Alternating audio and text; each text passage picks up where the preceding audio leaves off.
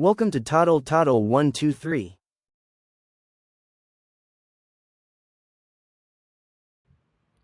एक भालू को शहद बहुत पसंद था।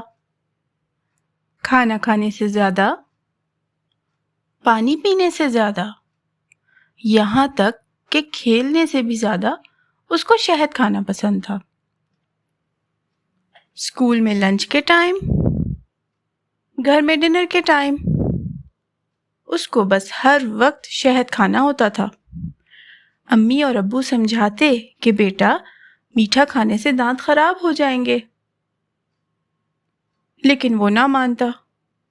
एक दिन भालू और उसके दोस्त जंगल में खेल रहे थे कि नन्हे भालू की नजर शहद की मक्खियों के छत्ते पर पड़ी। उसने सोचा, वाह, आज तो ताजा शहद खाऊंगा।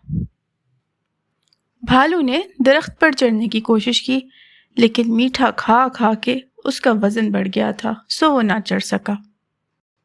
फिर उसने एक तरकीब सोची। उसने पत्थर उठाया और छत्ते को दे मारा ताकि वो नीचे गिर पड़े।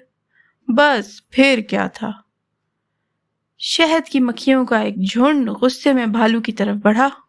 मक्खियों ने भालू को काटा तो वो दर्द से तिलमिला उठा। अब तो भालू मियाँ और उसके दोस्त सर पर पैर रखकर भागे।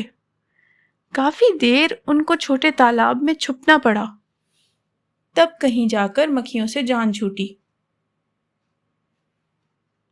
उस दिन के बाद से भालू हर चीज की जगह शहद नहीं खाता, वो अपनी सब्जियां भी खाता है और गोश्त भी।